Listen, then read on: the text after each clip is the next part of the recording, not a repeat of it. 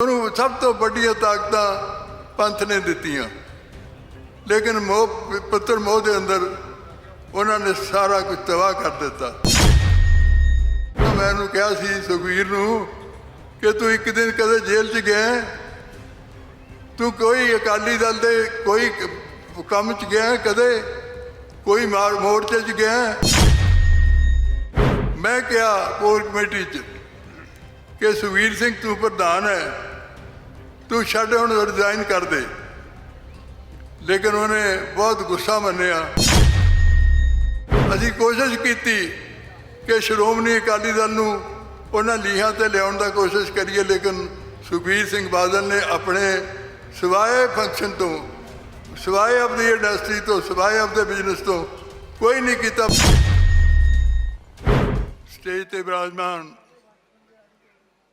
सरदार हरमीत सिंह कालका जी जो प्रधान ने, जो सरपरस्त ने और दिल्ली कमेटी के प्रधान भी ने, और उन्होंने नाल सरदार बलवंत सिंह जी रामूवालिया, बाबा बलजीत सिंह जी दादूवाल और कुछ सज्जन साडे बोल के चले गए ने। मैं सब का धन्यवाद करदा। उस तो इलावा ਜਿਹੜੇ ਸਟੇਜ 'ਤੇ ਬਿਰਾਜਮਾਨ ਨੇ ਜਾਂ ਮੇਰੇ ਸਾਹਮਣੇ ਬੈਠੇ ਨੇ ਭੈਣ ਭਰਾ, ਮੈਂ ਤੁਹਾਡਾ ਸਭ ਦਾ ਧੰਨਵਾਦ ਕਰਨਾ ਚਾਹੁੰਦਾ ਕਿ ਤੁਸੀਂ ਐਡੇ ਮੀਂਹ ਵਿੱਚ, ਐਡੇ ਮਾੜੇ ਦਿਨ ਦੇ ਅੰਦਰ ਤੁਸੀਂ ਲੱਖਾਂ ਹਜ਼ਾਰਾਂ ਦੇ ਹਜ਼ਾਰਾਂ ਦੀ ਤਾਦਾਦ ਵਿੱਚ ਇੱਥੇ ਪਹੁੰਚੇ ਹੋ। 5000 ਦਾ ਇੱਥੇ ਹੈ ਅਤੇ 5000 ਤੋਂ ਵੱਧ ਬਾਹਰ ਵੀ ਹੁੰਦਾ ਖੜ੍ਹਾ ਹੈ। 10,000 ਦਿੱਲੀ ਵਰਗੀ ਸਟੇਟ ਵਿੱਚ ਇਹੋ ਜਿਹੇ ਮੌਸਮ ਵਿੱਚ ਆਉਣਾ, ਉਹ ਤੋਂ ਦੱਸਦਾ ਕਿ ਇਹਨਾਂ ਨਾਲ ਕਿੰਨਾ ਪਿਆਰ ਹੈ ਤੁਸੀਂ ਦੇ ਰਹੇ ਹੋ। ਔਰ ਇਸ ਅਕਾਲੀ ਦਲ ਨੂੰ, ਜੋ ਸ਼੍ਰੋਮਣੀ ਅਕਾਲੀ ਦਲ ਦਿੱਲੀ ਸਟੇਟ ਹੈ, ਉਹਦੇ ਨਾਲ ਕਿੰਨਾ ਤੁਹਾਡਾ ਮੇਲ ਹੈ। ਇਸ ਤੋਂ ਵੱਖਰਾ ਮੈਂ ਕਹਿਣਾ ਚਾਹੁੰਦਾ, ਸਾਰੇ ਬੁਲਾਰਿਆਂ ਨੇ ਇੱਕ ਗੱਲ 'ਤੇ ਬੜਾ ਜ਼ੋਰ ਦਿੱਤਾ ਹੈ ਕਿ ਸ਼੍ਰੋਮਣੀ ਅਕਾਲੀ ਦਲ ਉਹਨਾਂ ਮਹਾਨ ਸ਼ਹੀਦਾਂ ਦੀ ਜਥੇਬੰਦੀ ਹੈ।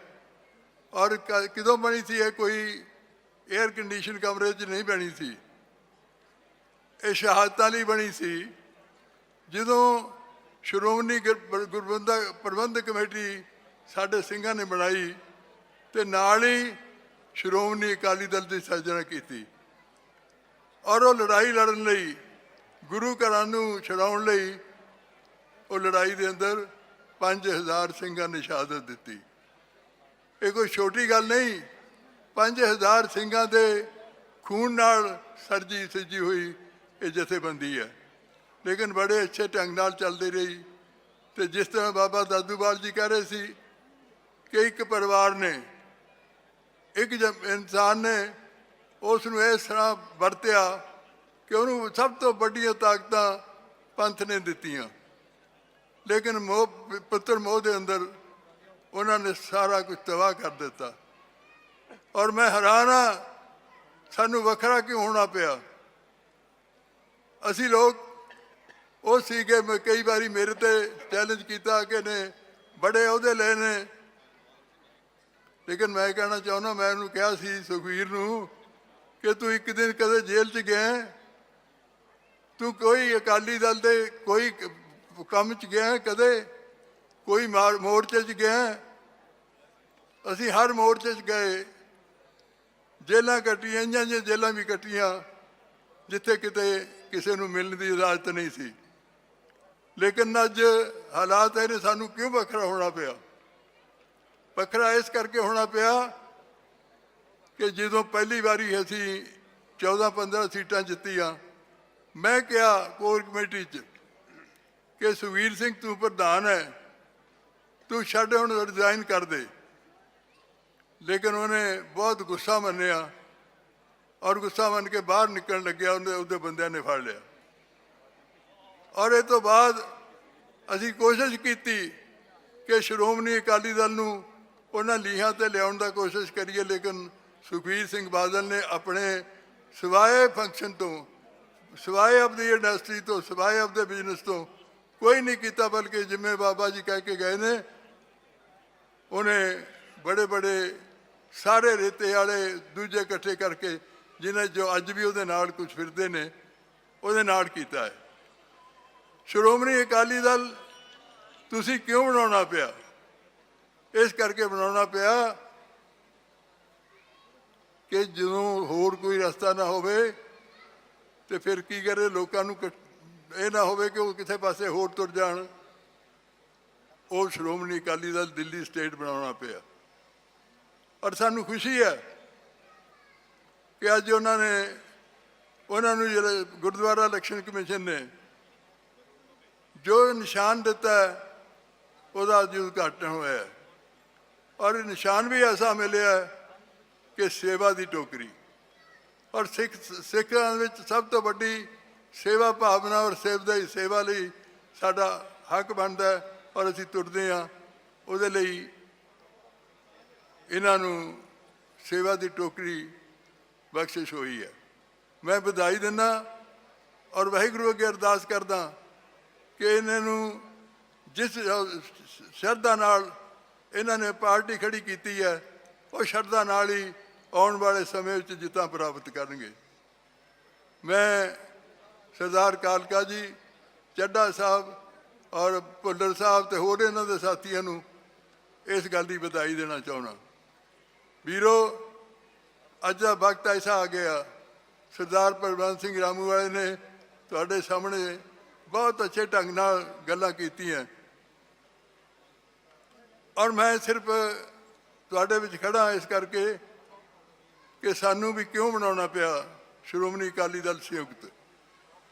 ਕਿਉਂ ਬਣਾਉਣਾ ਪਿਆ? ਕਿਉਂ ਅਸੀਂ ਬੀਜੇਪੀ ਨਾਲ ਸਮਝੌਤਾ ਕੀਤਾ। ਸਾਨੂੰ ਕਿਹਾ ਗਿਆ ਕਿ ਤੁਸੀਂ ਬੀਜੇਪੀ ਲਈ, ਤੁਸੀਂ ਲੋਕ ਔਖੇ ਨੇ, ਤੁਸੀਂ ਬੀਜੇਪੀ ਨਾਲ ਚੱਲੇ ਹੋ। ਮੈਂ ਇੱਕੋ ਗੱਲ ਕਹੀ ਕਿ ਸਿੱਖਾਂ ਦੀਆਂ ਐਸੀਆਂ ਮੰਗਾਂ ਨੇ ਕੋਈ ਸਰਕਾਰ ਨੇ ਕਿਸੇ ਨੇ ਨਹੀਂ ਦਿੱਤੀਆਂ। ਸਾਨੂੰ ਮਿਲ ਜੁਲ ਕੇ ਸਰਕਾਰ ਤੋਂ ਸਿੱਖਾਂ ਦੀਆਂ ਰਹਿੰਦੀਆਂ ਮੰਗਾਂ ਉਹਦੀਆਂ ਸਾਨੂੰ ਪੂਰੀਆਂ ਕਰਨੀਆਂ ਦੀ ਲੋੜ ਪੈਣੀ ਹੈ। ਉਹਦੇ ਲਈ ਅਸੀਂ ਕਰਨਾ ਹੈ। ਇਸ ਕਰਕੇ ਭਾਵੇਂ ਕੁਛ ਵੀ ਹੋਵੇ ਅਸੀਂ ਸਿੱਖ ਸਿਧਾਂਤਾਂ ਲਈ ਲੜਨਾ ਹੈ। ਚਾਹੇ ਸਿੱਖ ਸਿਧਾਂਤਾਂ ਦੇ ਖਿਲਾਫ ਕੋਈ ਵੀ ਪਾਰਟੀ ਹੋਵੇ ਅਸੀਂ ਉਹਦੀ ਮੁਖਾਲਫਤ ਕਰਾਂਗੇ। ਜਿਹੜੇ ਸਿੱਖਾਂ ਦੇ ਹੱਕ ਵਿੱਚ ਬੋਲਣਗੇ ਉਹਨਾਂ ਦੇ ਨਾਲ ਚੱਲਾਂਗੇ। ਕਿ ਜਿਵੇਂ ਸੰਤ ਜੀ ਨੇ ਇੱਕ ਗੱਲ ਕਿਹਾ ਸੀ ਕਿ ਧਰਮ ਤੇ ਰਾਜਨੀਤੀ ਸਿੱਖਾਂ ਦੀ ਇਕੱਠੀ ਹੈ। ਬਿਲਕੁਲ ਇਕੱਠੀ ਹੈ, ਲੇਕਿਨ ਕਦੇ ਵੀ ਰਾਜਨੀਤੀ ਧਰਮ ਦੇ ਉੱਪਰ ਨਹੀਂ ਹੋ ਸਕਦੀ। ਹਮੇਸ਼ਾ ਧਰਮ ਦਾ ਕੁੰਡਾ ਰਿਹਾ ਔਰ ਧਰਮ ਉੱਪਰ ਰਿਹਾ ਤੇ ਰਾਜਨੀਤੀ ਨੀਚੇ ਰਹੀ ਹੈ। ਇਹ ਪਹਿਲੀ ਵਾਰ ਹੈ ਸੁਖਬੀਰ ਦਾ ਕਿ ਸੁਖਬੀਰ ਨੇ ਸਿਆਸਤ ਉੱਪਰ ਕਰ ਦਿੱਤੀ ਔਰ ਰਾਜਨੀਤੀ ਉੱਪਰ ਕਰ ਦਿੱਤੀ ਤੇ ਧਰਮ ਹੇਠਾਂ ਕਰ ਦਿੱਤਾ। ਸਾਡਾ ਮਕਸਦ ਇਹੀ ਹੈ ਕਿ ਉਹੀ ਧਰਮ ਦਾ ਕੁੰਡਾ ਹਮੇਸ਼ਾ ਸਿਆਸਤ 'ਤੇ ਰਹਿਣਾ ਚਾਹੀਦਾ। ਔਰ ਜੇ ਕਿਤੇ ਧਰਮ ਨੂੰ ਨਾ ਇਹਨਾਂ ਨੇ ਨਹੀਂ ਮੰਨਿਆ, ਇਸ ਕਰਕੇ ਅੱਜ ਕੀ ਸਾਡੀ ਹਾਲਤ ਬਣੀ ਹੋਈ ਹੈ। ਚੰਗਾ ਹੋਵੇ ਜੇ ਅਜੇ ਵੀ ਸੁਖਬੀਰ ਅਸਤੀਫਾ ਦੇ ਦਿੱਤੇ। ਅਸੀਂ ਮੈਮੋਰੰਡਮ ਦੇ ਕੇ ਆਏ ਜਥੇਦਾਰ ਅਕਾਲ ਤਖਤ ਸਾਹਿਬ ਨੂੰ ਪਰਸੋਂ। ਉਹਨਾਂ ਨੂੰ ਮੰਗ ਕੀਤੀ ਹੈ ਕਿ ਤੁਹਾਡਾ ਠੀਕ ਹੈ, ਤੁਸੀਂ ਕਿਹਾ ਵੀ ਪੰਥ ਨੂੰ ਇਕੱਠਾ ਹੋਣਾ ਚਾਹੀਦਾ। ਅਸੀਂ ਕਿਹਾ ਅਸੀਂ ਵੈਲਕਮ ਕਰਦੇ ਹਾਂ ਇਸ ਗੱਲ ਨੂੰ, ਲੇਕਿਨ ਇਹ ਨਹੀਂ ਹੈ ਕਿ ਸੁਖਬੀਰ ਦੇ ਅਸਤੀਫੇ ਤੋਂ ਬਿਨਾਂ ਕੋਈ ਗੱਲ ਹੋ ਸਕਦੀ ਹੈ। ਸੁਖਬੀਰ ਦਾ ਅਸਤੀਫਾ ਲਓ ਔਰ ਦੂਸਰੇ ਫਿਰ ਪ੍ਰਧਾਨ ਬਣੇ ਨੇ ਜਿੰਨੇ ਅਸੀਂ ਹੋਵਾਂਗੇ ਉਹਨਾਂ ਦੇ ਅਸਤੀਫੇ ਲਓ। ਨੌਜਵਾਨਾਂ ਨੂੰ ਲਿਆਓ ਅੱਗੇ, ਕਮੇਟੀ ਬਣਾਓ, ਕੁਛੋ ਕਰੋ ਤੇ ਉਹ ਨੌਜਵਾਨ ਪੰਥ ਨੂੰ ਸੰਭਾਲਣ ਔਰ ਨਵੀਂ ਲੀਡਰਸ਼ਿਪ ਆ ਕੇ ਪੰਥ ਨੂੰ ਸੰਭਾਲੇ। ਇਸ ਕਰਕੇ ਮੇਰੀ ਬੇਨਤੀ ਹੈ ਕਿ ਤੁਸੀਂ ਦਿੱਲੀ ਵਾਲਿਓ, ਤੁਸੀਂ ਦਿੱਲੀ ਦਿਲ ਹੈ, ਪਾਰਟੀ ਦਾ ਵੀ ਸਾਡਾ ਦਿਲ ਹੈ ਔਰ ਸ਼੍ਰੋਮਣੀ ਅਕਾਲੀ ਦਲ ਦਾ ਵੀ ਦਿਲ ਹੈ ਔਰ ਪੰਜਾਬ ਦਾ ਨਹੀਂ ਹਿੰਦੁਸਤਾਨ ਦਾ ਵੀ ਦਿਲ ਹੈ। ਇਸ ਕਰਕੇ ਤੁਸੀਂ ਇਹ ਬਹੁਤ ਵੱਡਾ ਉਪਰਾਲਾ ਕੀਤਾ ਹੈ ਔਰ ਉਸ ਉਪਰਾਲੇ ਨੂੰ ਗੁਰੂ ਮਹਾਰਾਜ ਬਹੁਤ ਵੱਡੀ ਤਾਕਤ ਦੇਣਗੇ। ਉਸ ਪਰਵਾਲੇ ਉਹਨੂੰ ਉੱਪਰ ਜਾ ਕੇ ਜਾਣਗੇ। ਸੋ ਮੈਂ ਬਹੁਤਾ ਕੁਛ ਨਾ ਕਹਿੰਦਾ, ਮੇਰੀ ਬਹੁਤੀ ਤਬੀਅਤ ਵੀ ਠੀਕ ਨਹੀਂ ਹੈ। ਮੈਂ ਫਿਰ ਕਾਲਕਾ ਜੀ ਨੂੰ, ਚੱਡਾ ਸਾਹਿਬ ਨੂੰ ਔਰ ਭੁੱਲਰ ਸਾਹਿਬ ਤੇ ਇਹਨਾਂ ਦੇ ਸਾਰੇ ਸਾਥੀਆਂ ਨੂੰ ਵਧਾਈ ਦੇਣਾ ਚਾਹੁੰਦਾ ਔਰ ਵਾਹਿਗੁਰੂ ਅੱਗੇ ਅਰਦਾਸ ਮੈਂ ਵੀ ਕੀਤੀ, ਆਪਾਂ ਮਿਲ ਕੇ ਕੀਤੀ ਹੈ ਔਰ ਸੇਵਾ ਦੀ ਟੋਕਰੀ ਮਿਲੀ ਹੈ। ਇਹ ਦਿੱਲੀ ਦੀ ਸੇਵਾ ਪਹਿਲਾਂ ਵੀ ਕਰ ਰਹੇ ਨੇ। ਦਿੱਲੀ ਗੁਰਦੁਆਰਾ ਪ੍ਰਬੰਧਕ ਕਮੇਟੀ ਵੱਲੋਂ ਕਾਲਕਾ ਜੀ ਪ੍ਰਧਾਨ ਨੇ ਬੜੇ ਅੱਛੇ ਢੰਗ ਨਾਲ ਚਲਾ ਰਹੇ ਨੇ, ਔਰ ਇਵੇਂ ਜਿਵੇਂ ਸ਼੍ਰੋਮਣੀ ਅਕਾਲੀ ਦਲ ਨੂੰ ਵੀ ਇਹ ਚਲਾਉਣਗੇ। ਇਹਨਾਂ ਕੁਛ ਕਹਿੰਦਾ ਹੋਇਆ ਮੈਂ ਬਹੁਤ ਬਹੁਤ ਧੰਨਵਾਦ ਕਰਦਾ ਤੁਹਾਡਾ ਕਿ ਤੁਸੀਂ ਬਹੁਤ ਹਜ਼ਾਰਾਂ ਦੀ ਤਾਦਾਦ ਵਿੱਚ ਆਏ ਹੋ, ਔਰ ਮੀਂਹ ਦੇ ਬਾਵਜੂਦ ਵੀ ਤੁਸੀਂ ਬਹੁਤ ਸੰਗਤ ਬਹੁਤ ਖੜੀ ਹੈ, ਬਾਹਰ ਖੜੀ ਹੈ। ਮੈਂ ਉਹਨਾਂ ਦਾ ਸਾਰਿਆਂ ਦਾ ਧੰਨਵਾਦ ਕਰਦਾ। ਵਾਹਿਗੁਰੂ ਜੀ ਕਾ ਖਾਲਸਾ, ਵਾਹਿਗੁਰੂ ਜੀ ਕੀ ਫਤਿਹ।